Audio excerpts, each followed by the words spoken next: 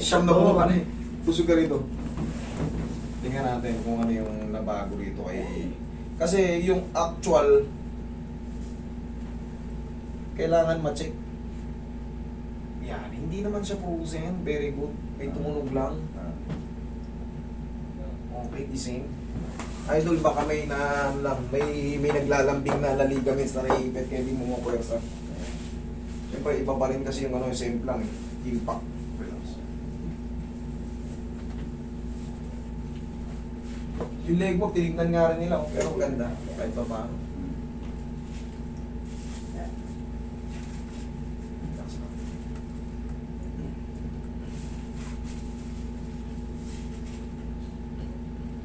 Sige, tapa ka. Tapa. Apa? Sige, shoot mo na mo ka magkapa lang. Meron lang akong itutulak dito sa ano. Okay, relax na. Yun. Yun lang ang kailangan natin. Pang double check yan, pag pumorward yung head humerus mo. Kasi malinis naman yung ano niya eh, yung pinaka-head ng ano, head humerus, maganda. Ganda may nagbago. Kumpara sa una. Sa loob ng siyam na buwan, alam mo na yung pakiramdam mo eh. Alam mo yun. Kaya ka nga pumunta ito kasi may kakaiba ka nararamdaman eh. Okay, relax lang. Inhale. See you. Kung yung sa mild crack naman ang problema, sobra-sobra na yung waiting niya. Sa x-ray kasi makikita mo yun kung yung malaki yung crack. Hihiwala yun, magkakaroon ng tinatawag na fragments. Wala naman ako nakitang fragments, so almost perfect.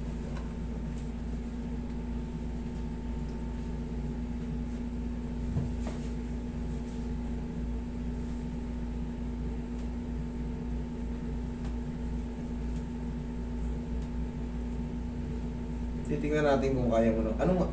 Hanggang ilang weight ang kaya mong buhatin na nagre-reklamo ka na kagad? Kasi sinasabi mo parang nagiging kalimete ka na eh. Oh. Ano Ilang mga bigat? Mga 5 kilo, nararamdaman ko na yung kirot. Meron ba tayong 5 kilo dyan? Hindi, ito eh. Iangat mo tong ano ha. Ito, yung board mamaya. Dali lang.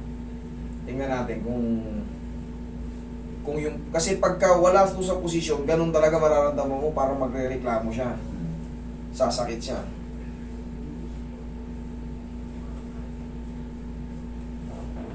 Shoot natin. Shoot na. Sige, testing mo. Kanan lang ito. Medyo mabigat-bigat yan. Ito? Oo, sige, angat mo nga.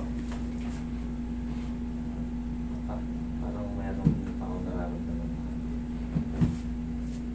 Sige, oo. Oo, nandun pa siya. Tumutunog. Oo, tumutunog. Upo ka.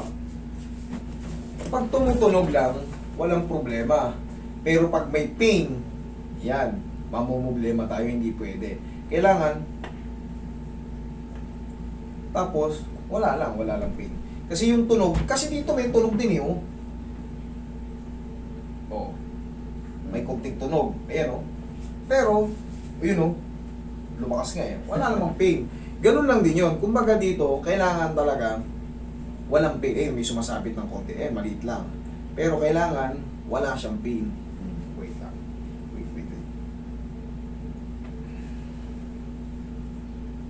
Testingin mo nga, idol. Mag-push up. Tignan mo nga kung mahihirapan ka o hindi. Ganito. Sige. Testingin natin. Ganito. Ganito yung maganda. Subukan mo nga. Kahit mga lima-lima lang. Araw-araw. Para lumakas ulit yung deltoid muscle mo. Kasi hindi siya kagad masisiro-siro eh. Kailangan pa natin siyang parang i-rehab mo yung sarili mo. Para yung mga muscle mo na naapektuhan in the past 9 months, siyempre, manghihinayan siya. Tapos, ikaw na mismo nagsasabi, more on kaliwa ka na, parang nagiging kaliwete ka. So, yung muscle natin, hindi magde-develop kasi iniiwasan natin yung workout nun eh. Ngayon, talagang mangyayari yung iiwasan mo workout kasi nga nagre-reklamo. Sumasakit siya pag pinapwersa. So, ba't ko gagamitin kung sasakit kung pupwersa ako? Dito ako sa malakas. Pero ngayon, idol, nagkaroon ng alignment.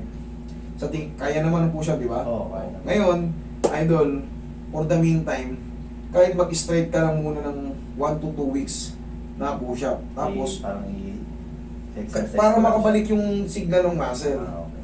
Gano'n ka nga, kung may pain. Oh, meron pa rin. Saan banda? Saan banda? Sige, ulit. Parang iniikot. Sige, upo ka. Yung mga ano, kasi hindi ko naman nararamdaman yung ano yun.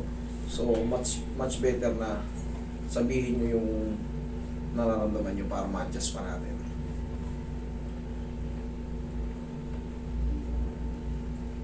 Pag konti lang, idol, siyempre sa loob ng 9 na buwan, ngayon lang na bago, normal lang yun, may natirang konti. Tapos, habang lumilipas sa mga araw, magsasubside yung adjustment, so much, ano na yan, maghihilom na kung ano man ang na-damage before.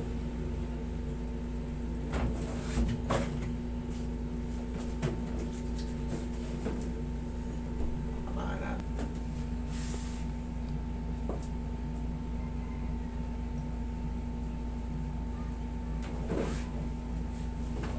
Relax na. Thank you. Last but not the least.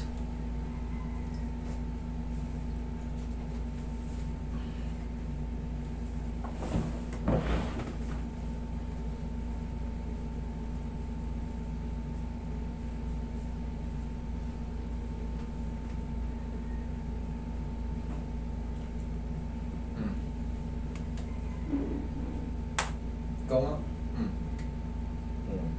Ano, mas okay? Oh, pero yung pain nandun pa. Nandun pa rin talaga siya. Hindi siya yung nawawala. Mas okay siya pero yung pain nandun pa rin. Ah. Saan banda yung mas pain? May pain. Sige.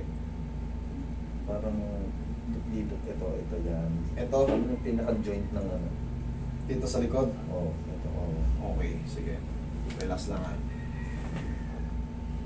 Yun.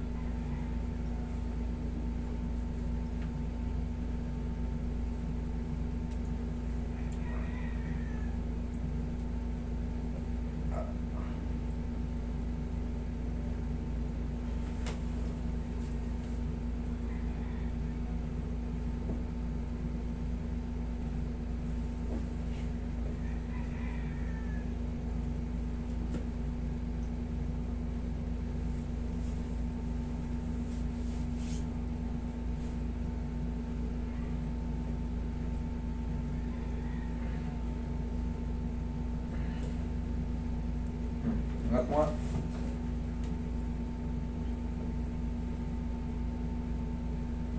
Mas okay? Thank you. Idol, ngayon, ganito ang gagawin natin. Yung push-up na tinuro ko sa'yo, sa kama lang yun. Normal lang na may unti-unting pain, pero syempre, kailangan mong tiisin yun. Tapos, pag lumipas sa 2 linggo, kung ganyan pa rin bumalik rito, bigyan kita ng warranty. Wala kang babayaran sa akin. Sure pull na yan. Sige. Thank you.